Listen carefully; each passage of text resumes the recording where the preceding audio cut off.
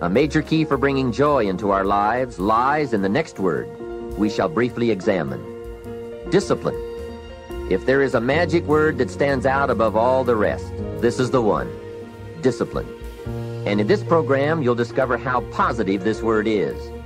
Discipline is the bridge between thought and accomplishment, the bridge between inspiration and value achievement, the bridge between necessity and productivity.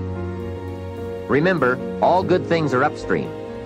The passing of time takes us a-drifting, and drifting only brings us the negative, the disastrous, the disappointment, and the failure. Failure is not a cataclysmic event. It is not generally the result of one major incident, but rather a long list of accumulated little failings. Failing in life is failing to think today, failing to act today, failing to care, to strive, to climb, to learn, to keep trying day by day. If your goal requires that you write 10 letters today and you write only 3, you are down 7 letters.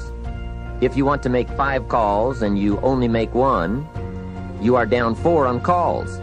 If your plan calls for saving $10 today and you save none, you're down $10 today. Now the danger is looking at an undisciplined day and concluding that no great harm has been done. It doesn't seem like such a bad day. But add up these days to make a year, and then add up those years to make a lifetime, and perhaps you can now see how repeating today's small failures can easily turn your life into a major disaster. Success, on the other hand, is just the same process in reverse. If you plan to make 10 calls and you end the day making 15, now you're up 5 calls. If you then get up a few on letters, move up the savings numbers, you can see what a massive difference it could make in a year, and what wealth and accomplishment awaits for a lifetime. Discipline is like a set of magic keys that unlocks all the doors of wealth, happiness, sophistication, culture, high self-esteem, pride, joy, accomplishment, satisfaction, and success. I've never met a person who was not successful that didn't have a great amount of self-discipline within their life. Have you ever heard a motivational speaker tell you that attitude is everything? I'll bet you have. I've heard many say that. In fact, they'll say something like, if you can believe it, you can achieve it. And that never quite rang true with me. So I began to press the issue, and I have come to the conclusion that attitude isn't everything.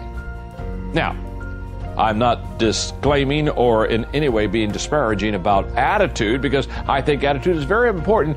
But if anybody comes up to you tells you that attitude is everything, I don't buy into that. That's not true. For example, attitude can't replace incompetence.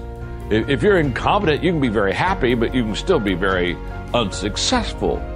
Now, here's what I do know. Attitude isn't everything, but attitude is the main thing that'll make a difference in your life. Because I believe that, I wrote the book, The Difference Maker. You see, that's what attitude is. Attitude is the difference maker. You have 2 people side by side that you're thinking about employing in your company. Both of them have the same background, same job description, education, experience. I mean, you could almost flip a coin and say, I could hire the one on the right or I could hire the one on the left. But one has a great attitude and one has a bad attitude. Now, who are you going to hire? You're going to hire the person with a great attitude. Why? Because it was the difference maker. I read a book about 1989 called Seed of the Soul. And in that book, Gary Vaynerchuk talked about the laws of karma, of the laws of cause and effect, the 3rd law of motion. And in that book, he talked about how intention, your intention, is always one with the law. Meaning, before you even think about a thing, you have an intention for the thing. And that the intention is going to determine the outcome. That's why the same people can go to the same church service and somebody walk down the aisle just to be seen to put some money in the church. and somebody else who just goes and just has a little bit to offer. The intention with which you give, the intention with which you serve determines the outcome. So when I figured that out, I went, whoa! I changed everything I did on my show. I called in the producers and I said, from this day forward, I will no longer be speaking to the KKK. I will no longer be speaking to people who are fighting each other in a way that it is damaging to the character of myself and other people who watch. From this day forward, I am only going to do intentional television. Tom, am I going to make it? Do I have what it takes? When you look into my future, can you see me making it? And I'm going to cut to the chase for all of you, and you're going to mistake what I'm about to say for good news. And then I'm going to tell you why it's actually the worst thing I can tell you. You all meet minimum requirements. You all meet minimum requirements. So whatever it is you want to do, I'm not going to say that it's going to be easy for you because you're ultra smart or something. You probably aren't. But everyone that I've encountered here, literally, without exception, every single person that has come up to me and said something, you meet minimum requirements. Even you awkward that have a hard time like making eye contact. Even you guys, I'm telling you right now, you've got some shit you're going to have to deal with, but you meet minimum requirements. Now, minimum requirements for what? For whatever you want. Now, that sounds great, right? Oh, shit. Tom said I can make it. This is amazing. But all I've actually said is now, if you don't make it, it's on you. And that's it. There's nobody else to blame. Everything is your fault. Everything. People get the do part. They understand their actions should be actions that take them towards what they want to accomplish. But people often miss the most important part, which is only to believe things that move you towards your goals. And I see people every day that tell themselves the story about themselves that they are worthless, that they're meaningless, that they're pointless, that their friends and family would be better off if they just died.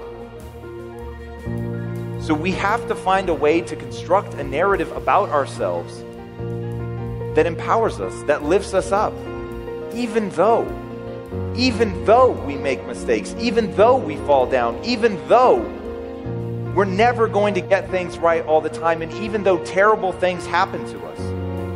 Or maybe we do terrible things. But in that, the erosion of the self, that's the danger. The erosion of the self, that is the danger. And when I talk to people about the 80-20 principle, 80% of the time you should be focused on the things that you love, the beautiful things that you want to bring to this world, the beautiful things that are already in the world. And 20% of the time you should be kicking yourself in your ass and saying you can do better. It's such a powerful idea.